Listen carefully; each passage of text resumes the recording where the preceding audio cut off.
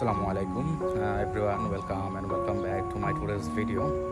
So আজকে আমি south কোরিয়ার একটা ভিসা প্রসেসিং বিষয় নিয়ে আলোচনা করব। আর বিষয়টা হচ্ছে যে আপনারা যারা সাউথ কোরিয়াতে আসতে যাচ্ছেন, বিশেষ করে স্টাডি প্রোগ্রাম যে বিষয়গুলো আছে, যেমন মাস্টার্স, ব্যাচেলর, ইএপি প্রোগ্রাম, তো এ সকল প্রোগ্রামের ভিসার যেই ক্যাটাগরি, এ সকল বিষয় আমি আপনাদের সাথে একটু ডিটেলসে কথা বলবো। সো যারা ইএপি প্রোগ্রামে আসে তাদের ভিসা টাইপটা D47 ভিসা, যারা ইএপি প্রোগ্রামে আসে। আর যারা ব্যাচেলর কিংবা মাস্টার্স প্রোগ্রামে আসে তাদের visa type D2 visa. So এই দুইটা ভিসাতেই কোরিয়াতে বর্তমানে ই ভিসা চালু করেছে, সাথে ভিন ভিসা ইস্যুরেন্স নাম্বার ইস্যু করতেছে। তো আসলে এই দুইটার মধ্যে আমরা অনেকেই কনফিউজ যে আসলে ভিন কি, ভিসা ইস্যুরেন্স নাম্বারটা কি।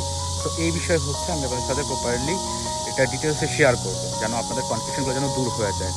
তো বিষয়গুলো জানতে অবশ্যই প্রপারলি ভিডিও দেখবেন, এবং যদি কোনো ইস্যু থাকে অবশ্যই আমাকে কমেন্ট সেকশনে জানাবেন। প্রথমে আসা যাক ভিন নাম্বারটা কি, ভিন যে ইস্যু করে আর কি।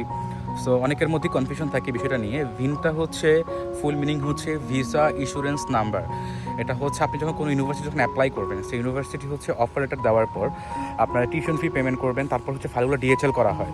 তো ডিএচএল করা হলে সেই প্রোফাইলের উপর ডিপেন্ড করে ইউনিভার্সিটি ইমিগ্রেশনে, কোরিয়ার যে ইমিগ্রেশন থাকে, যদি বুসানের ইউনিভার্সিটি হয় তাহলে বুসান ইমিগ্রেশন, সিওল হলে সিওল ইমিগ্রেশন, এরকম ইমিগ্রেশনে তারা ভিসা ইন্স্যুরেন্স নাম্বারের জন্য অ্যাপ্লাই করবে। তখন কি ইমিগ্রেশন আপনাদের প্রপার ডকুমেন্টসগুলো তারা চেক করবে। চেক করার পর তারা আপনাদেরকে একটা পারমিশন দিবে যে না, আপনারা কোরিয়াতে আসতে পারবেন, এবং এই পারমিশনটা দেয় যে আমাদের বাংলাদেশে যে সাউথ কোরিয়ার অ্যাম্বাসি আছে সেই অ্যাম্বাসির আন্ডারে। তো যখন আপনাদের ভিসা ইন্স্যুরেন্স নাম্বারটা চলে আসবে, তখন আপনার সেম যে ফাইলগুলো এখানে সাবমিট করেছেন তার সাথে এক্সট্রা আপনার মেডিকেল সার্টিফিকেট, তারপরে ব্যাঙ্ক সলভেন্সি এবং আদার্স যে ডকুমেন্টসগুলো থাকে, পুলিশ ক্লিয়ারেন্স, এগুলো গুছিয়ে প্রপার ফাইলটা আপনাকে ইমিগ্রেশনের বাংলাদেশের অ্যাম্বাসিতে জমা দিতে হবে। এবং অ্যাম্বাসিতে জমা দেওয়ার জন্য আপনাদের অ্যাম্বাসির একটা অ্যাপয়েন্টমেন্ট লেটার গ্রহণ করতে হবে। মানে তাদের কাছে যে যাবেন, আপনি কোন ডেটে যাবেন, এর জন্য আপনার একটা ফর্ম ফিল আপ করতে হবে। তো তখন আপনারা যখন অ্যাপ্লিকেশন করে যখন অ্যাম্বাসিতে যখন ফাইলটা যখন জমা দিবেন, যেটা আপনার ভিসা ইন্স্যুরেন্স নাম্বার সহ, তখন কি অ্যাম্বাসি আপনার ডকুমেন্টসগুলো চেক করে তারা 7 ডেজের মধ্যে আপনার ভিসা দিয়ে দিবে। এটা 7 ওয়ার্কিং ডেজের মতন হয়ে থাকে, মাঝে মাঝে কিছুটা সময় বেশি লাগতেও পারে, বাট এর মধ্যেই হয়ে যায়। সো আমার দেখা মতো এখন পর্যন্ত যাদের ভিন ইস্যু হয়েছে তাদের ভিসা রিজেকশন গেছে এরকমটা আমি শুনিনি। আর হলেও দু একজন হতে পারে যদি ফেক ডকুমেন্টস থাকে সেক্ষেত্রে, বাট আমার দেখা মতো এখনও এরকম কোনো কন্ডিশনে কোনো স্টুডেন্ট পড়েনি। তার মানে ভিসা ইন্স্যুরেন্স নাম্বার আসলে আপনি যদি অ্যাম্বাসি ফেস করেন পরবর্তীতে, তখন আপনার ভিসা 100% হয়ে যায়।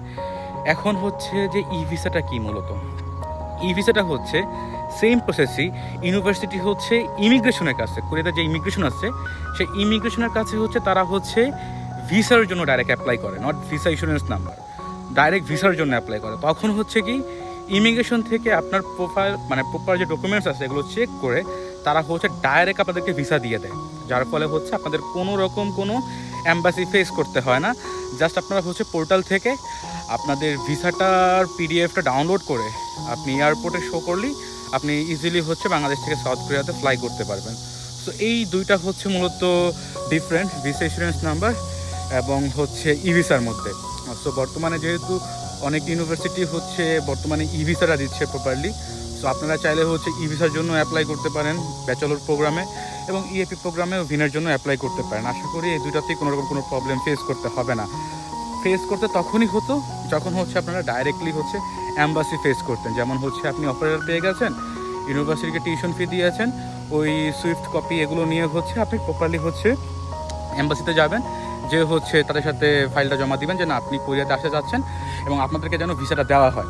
সো এটা তখনই যখন আপনাদের কাছে কোনো পারমিশন থাকবে না, কোনো ই ভিসা থাকবে না, ডাইরেক্ট বাংলাদেশের অ্যাম্বাসির আন্ডারে আপনি যখন সাবমিট করবেন এই ডকুমেন্টসগুলো, তখন কিছুটা রিস্ক থাকে, ভিসা না হওয়ার সম্ভাবনাটাই অনেকটা, 99%ই বলা যায় যে ভিসা হয় না বর্তমানে অ্যাম্বাসি ফেসে। সো এইটা যেন না হয় তার জন্য ভিন নাম্বারটা ইস্যু করতেছে কোরিয়া থেকে, যেন অ্যাম্বাসি ফেস করা যেন স্টুডেন্টরা যেন ইজিলি ভিসাটা পেয়ে যায়। আর ই ভিসা তো বললামই ডাইরেক্ট কোরিয়া থেকেই ভিসা ইস্যু হয়ে যায়। সো এইটাই মূলত ভিন এবং ভিসা ইন্স্যুরেন্স নাম্বারের মধ্যে পার্থক্য। সো যাদের এখনও কোনো কনফিউশন থাকবে এই সকল বিষয়গুলো নিয়ে অবশ্যই আমাকে কমেন্ট সেকশনে জানাবেন। আমি ইনশাল্লাহ ট্রাই করবো আপনাদের প্রবলেমগুলো সলভ করে দেওয়ার জন্য। সো আজকের ভিডিওটা এতটুকু পর্যন্ত। ভালো থাকবেন। আসসালামু আলাইকুম।